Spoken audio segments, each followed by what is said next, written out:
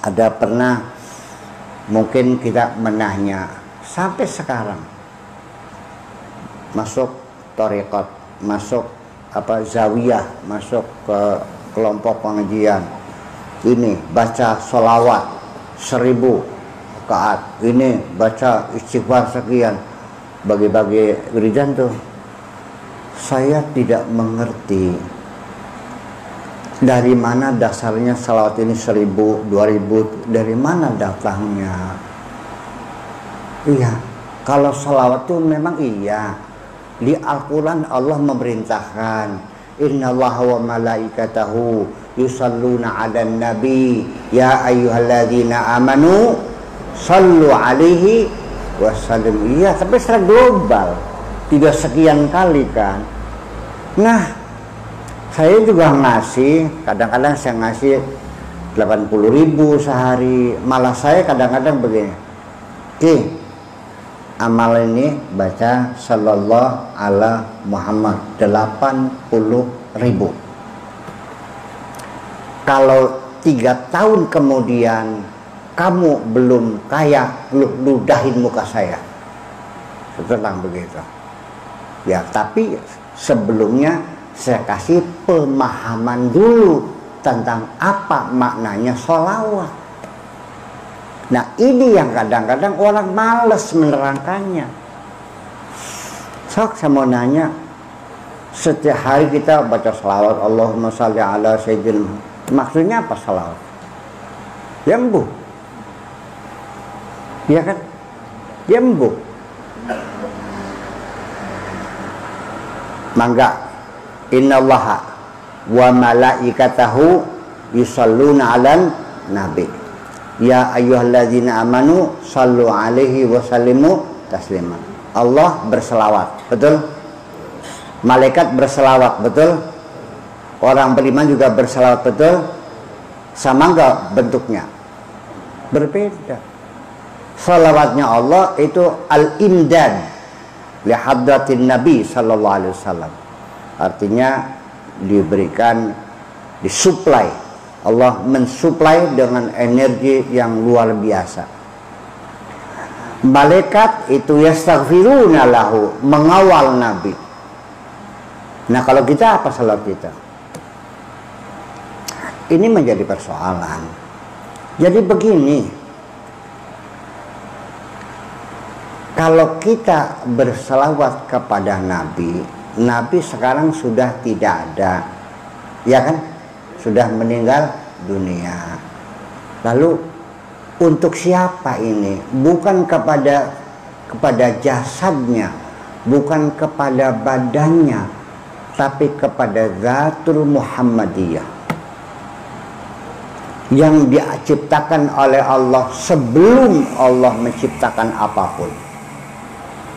Nah, saya pernah ngaji di pondok, di live langsung saya mengatakan bahwa Allah sebelum menciptakan alam semesta, pertama-tama yang diciptakan adalah manusia. Bingung orang semua, iya kan? Langit dulu tak manusia dulu? Ya manusia dulu.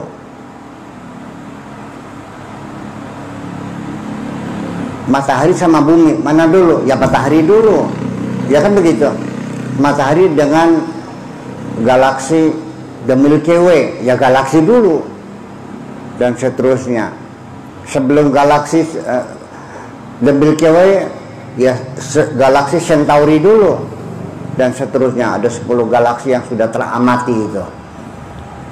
Nah, orang kan bingung, karena selama ini kan dikiranya makhluk yang pertama itu Nabi Adam, ya, dimasukin surga, berarti kan surga sudah ada.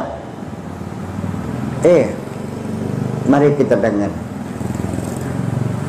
Bismillahirrahmanirrahim. Ini kata Allah kepada kanjeng Nabi, laulaka ya Muhammad ma khalaqtul, ingat gak? Ma khalaqtul aflak. Itu tidak paham apa maknanya?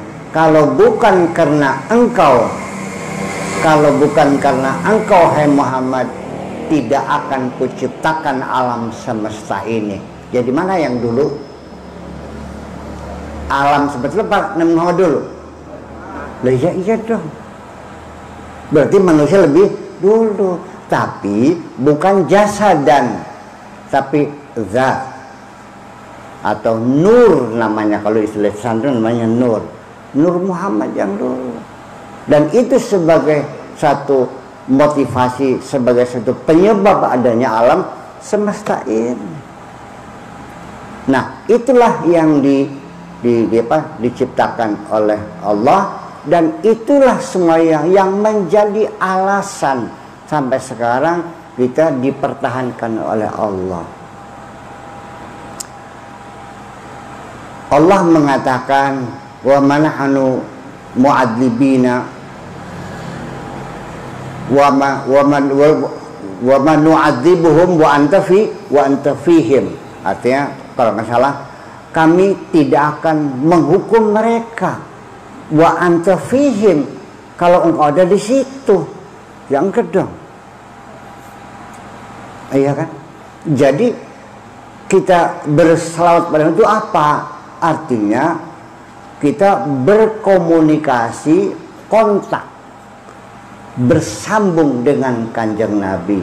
Karena al-imdad rabbaniyah kepada hadratun Nabi sallallahu alaihi wasallam ini ibaratnya seperti pembangkit tenaga uap di Sumuradem, apa namanya tuh?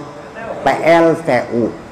Disitulah dari gardu besar itu disebar listrik ke Pulau Jawa sampai Bali. Betul? Nah, Allah yang ngasih energi kepada gardu itu, kepada PLTU itu, dan PLTU membagi. Jadi kalau seandainya kita tidak kontak, tidak bersambung Kanjeng Nabi, kontaknya tidak connect, yang gak mungkin lampunya nyala dong. Betul enggak? Makanya sallual itu kontak, maksudnya berkoneksi. Iya, sallu wasallimu taslima, supaya kita terang. Lalu setelah semuanya jelas, mari kita bangun perdamaian, keselamatan, salam, salamah, taslim. Iya, itu artinya dengan adanya yukhrijuhum minadh-dhulumati ilan nur, terang semuanya, kita kontak dengan Kanjeng Nabi, kita bangun salamah, keselamatan, wasallimu taslima. Nah, makanya karena bagaimanapun kalau lampunya gelap gulita, kaki kita bisa nginjak beling, bisa nginjak paku kan? Betul nggak? Jadi sebenarnya terang benderang, nggak boleh kegelapan itu. Dan itulah kedamaian. Jadi kalau sekarang umat Muhammad saling bunuh membunuh, perang saudara, saling caci mencaci, tolong jangan bawa Nabi Muhammad di sini. Paham? Jangan mengatakan umat Muhammad, malu kita. Nabi tidak pernah menyuruh kita saling membunuh sesama kita, dan tidak pernah menyuruh mencaci maki sesama kita. Paham? Iya, perlu ada kejelasan, yaitu makanya kita hadirkan Kanjeng Nabi itu tidak mengenal waktu. Jangan katakan Nabi sudah meninggal, tidak. Nur Muhammad masih ada dalam diri kita sendiri. Kalau sholat bilangnya apa? At-tahiyatul mubarakatus salawatut tayyibatu, terus assalamu alaika ayyuhan nabiyyu, terus wa barakatuhu, assalamu alaina wa ala ibadillahi, assalamu alaika ayyuhan nabiyyu. Assalamu alaika mukhatab di depan kita. Kalau nggak ada assalamu alaihi, kalau di hadapan assalamu alaika, berarti ada di mana Kanjeng Nabinya? Ada di hadapan kita. Ayyuhan nabiyyu, tidak dikatakan ya ayyuhan nabiyyu. Kalau ya ayyuha itu jauh, nabinya sana di Madinah di kuburannya. Tapi kalau ayyuha itu dekat. Ayyuhar rajul dekat. Tapi kalau ya ayyuhar rajul jauh. Makanya assalamu alayka ayyuhan nabiyyu. Kita kasihkan salam kepada beliau. doa selamat. Gimana lagi? Selama ini salawat maknanya paham lagi sampai ini salawat ki. Mbubay ya? Ya itu persoalannya. Us beli paham ditakon-takon ini. Jadi kalau kita tidak mau bertanya, itu namanya mengabadikan kebodohan kita. Kalau kita malu bertanya, takut ketangguhan goblok, itu namanya menyembunyikan kebodohan kita. Nanya dong kalau nggak paham, itu apa salawat tuh? Ya Allah ya Rabbi. Ya ayyuhalladzina amanu. Wahai orang-orang beriman, idza najaitumur rasul faqaddimu baina yadaykum shadaqatan dzalika khairul lakum wa athhar fa illam tajidu fa innallaha ghafurur rahim. Wahai orang-orang yang beriman, ketika kamu akan munajat, akan bernajwa, ya, faqaddimu baina yadayhi shadaqatan khairul lakum wa athhar. Kita harus membersihkan diri kita ini di hadapan Rasul itu, ya, dengan bersedekah dulu, hilangkan penyakit-penyakit hati kita, kekikiran, kemeditan, kedekutan itu kita buang, berilah sedekah dulu, itu yang lebih suci. Kalau nggak ada, ya sudah, Allah mengampuni. Ini semuanya membuktikan bahwa ketika kita bersolawat itu, kita bersambung dengan Kanjeng Nabi, dan kita meneruskan perjuangan beliau membangun satu perdamaian dunia ini. Karena Kanjeng Nabi itu bukan untuk kita saja, tapi untuk seluruh umat manusia, baik yang percaya maupun tidak percaya, bahwa Nabi diutus untuk seluruh umat manusia dan semuanya ikut merasakannya. Wa ma arsalnaka illa rahmatan lil alamin. Allah mengutus engkau ada untuk bawa rahmat kepada alam semesta itu.